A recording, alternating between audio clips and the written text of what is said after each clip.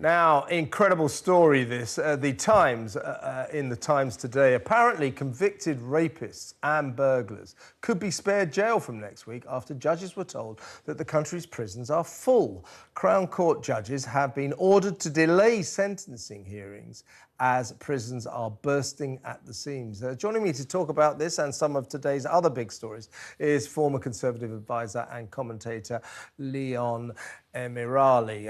Awful story, this, Leon. It's a crazy story, Kevin, and what I'm trying to understand here is what's the point of the government if they can't keep some of the most dangerous criminals off of our streets? I mean, haven't they failed in their most fundamental sort of duty to us, the British public, that they, are keeping rapists potentially on the streets for extra weeks when they should be banged up in prison? And I think it's just a complete failure of the British state. What's going on? Absolutely. And I gather that this crisis has been caused by the fact there's literally only about 130 empty cells left all over the country. Yeah. That's ridiculous. Yeah, and they're trying to come up with these sort of harebrained ideas for how they can get away from this and how they can remedy the problem. Some of them are suggesting that we sort of ship prisoners overseas, and that seems to become a theme for this government, that they are abandoning their domestic duties. What are we going to do with illegal immigrants arriving in this country? Ship them off to Rwanda. What are we going to do with rapists and burglars? Ship them off to France. It's insane that we haven't got the capacity to deal with that in this country, and I think it's a real, damning state of affairs in this country. Yeah, they are contracting out governing Great Britain, aren't they? Yeah, exactly. Literally. But I gather that if people have been convicted of rape, they are likely to stay inside on remand until their sentencing. But we're not guaranteed completely that people who have been convicted rapists, may well be let out on the streets to await their sentencing. Meanwhile, accused rapists are almost always given bail.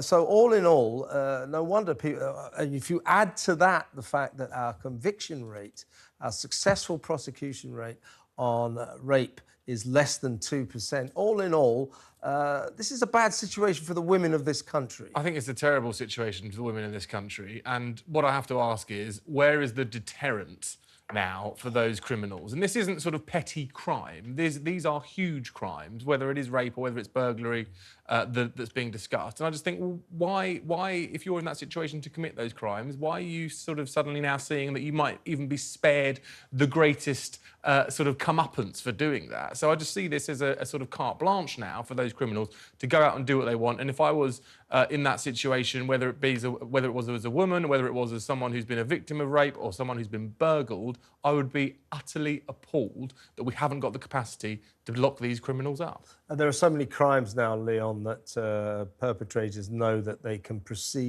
commit with impunity. You were talking about, burglary. We're talking about car theft. We're talking about bicycle theft. We're talking about, of course, shoplifting.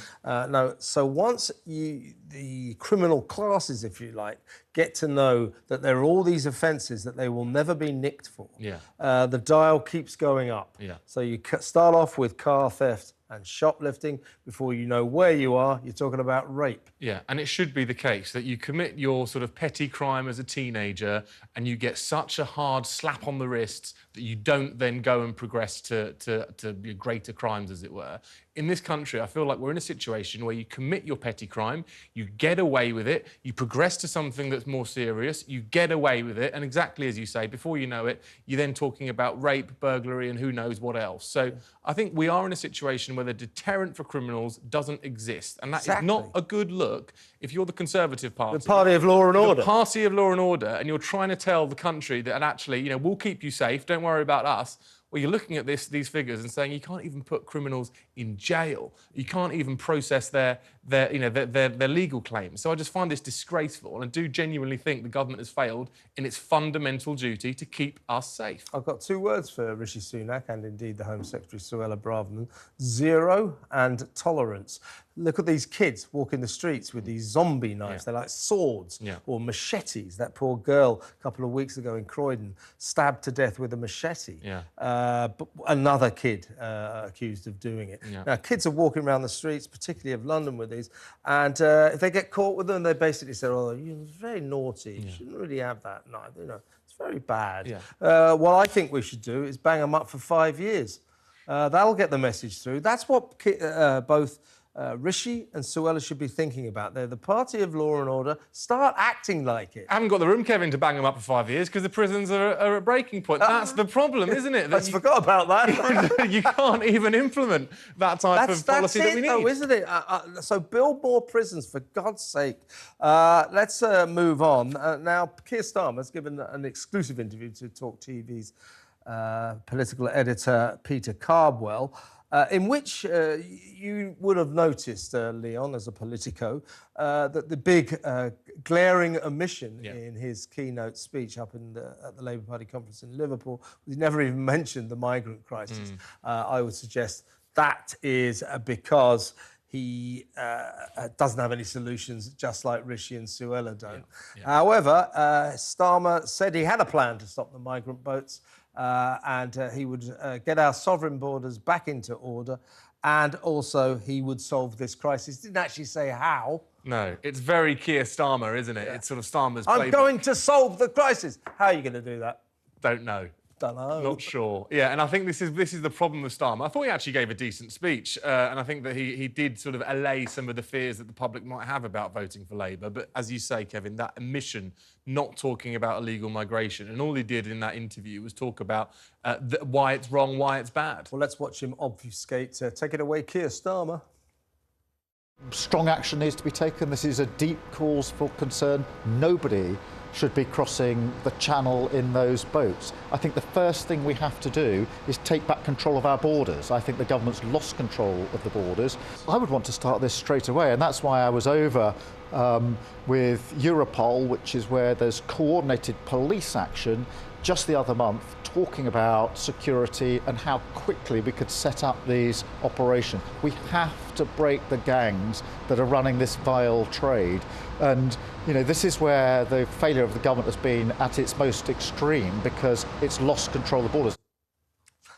Labour take control of our borders. What do you make of that then, Leon? It was just word soup, wasn't it? I mean, it was, you know, we're going to take control of our borders. I mean, it doesn't quite have the same. He's basically going to take back control. Where have I heard that before? He's running the playbook, isn't he? He's trying to appeal to that red wall. And I just think it's a bit cynical from Starmer. I think if you've got a brain cell, you're looking at that and you know exactly what he's doing. He's not come up with any actual practical solutions. All he's doing is saying tough words and it sounds good. But, you know, I think that's disgraceful again in terms of his political antenna to not understand that people are smarter than that. They know that politicians have been trying to stop this problem for years now. There hasn't been an easy solution. There isn't an easy solution. So you do have to come up with policies that are a bit more sophisticated than that. And I don't think Starmer's got it in his arsenal to do it. I don't think so. I mean, omission was the big order of the day up in Liverpool at the Labour Party conference. So he didn't mention the migrant crisis. Quite a big issue, I might suggest.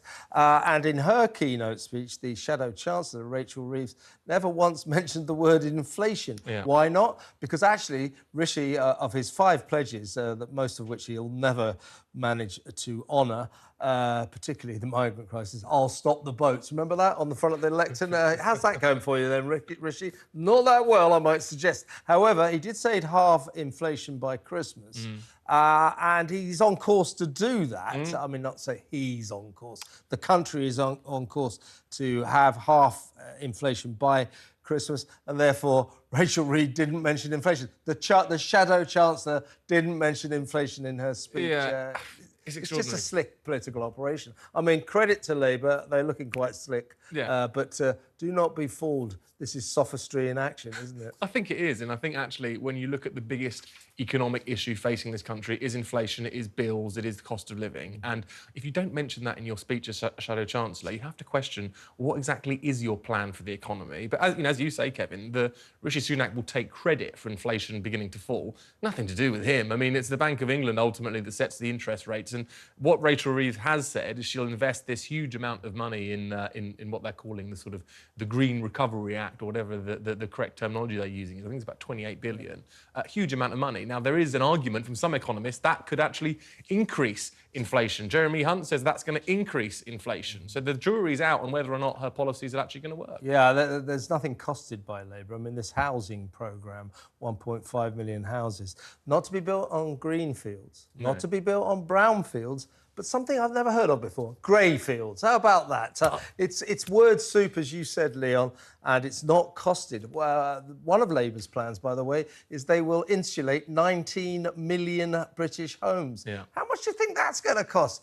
They don't know. Yeah. Well, it's huge sums that we're talking about. And, that is, on one hand, good for the economy because it gets money moving. But on the other hand, while inflation's high, perhaps it's not the right time for it. I actually thought the grey belt line was quite clever political branding from Keir Starmer, because we've all got this sense of the green belt. Yeah. Must be protected, these gorgeous rolling hills of the British countryside. When you rebrand it to the grey belt, doesn't sound quite appealing, does it? So No, it perhaps doesn't. you're less inclined to oppose building on that type of I didn't think land. much of the brown belt either. That sounds disgusting. Let's talk about Tory illiberalism. What on earth is this Prime Minister of ours doing? As a Conservative, all about small government. This government, we are Conservatives, we will not stick our nose into your life, announcing that, if you're born before 2008, you won't be able to smoke anymore. If you're born after 2008, you can smoke. Apart from the fact that practically, in the real world, that is a ludicrous system, extremely divisive and bound to lead to a blossoming black market trade. A Conservative Prime Minister should not be telling people how to lead their lives. Kevin, I disagree with you there. I do disagree with you. And I am a Conservative. I want to see a small government. Not a proper one, obviously. Maybe not. But I do think when it comes to young people, when it comes to kids, should they really be given the government's choice? job. It's not the government's job to be doctor to the nation. This is something to do with the COVID crisis. All of a sudden, prime ministers and governments think that the medical health of the nation is their top priority. It's none of their business. If I want to smoke, if I want to drink, if I want to eat fatty foods, that's up to me. I'm a grown-up. But you can. This policy is aimed at kids, and I actually think that's that's right. We shouldn't be letting kids. I think they should make their own decisions. We shouldn't let kids. But then I suppose I'm an extremist on this. But it's going to save the NHS a lot of money as well. In the long term. And I think that it's not a bad policy in my view. Smoking is not something that we should be encouraging, and it's not. Well, I think on all of this, I mean, point taken, of course, Leon. Nobody should smoke, adults or kids. I'm not encouraging that. I'm just saying that it isn't the government's job to do this. Educate kids about smoking. Educate adults about unhealthy food, unhealthy lifestyles, etc. Yeah. But do not order us around. Do not order us around. That is not Conservative. That's socialist. And I'm surprised at you, Leon. Stay where you are. I'm with Leon Emirali.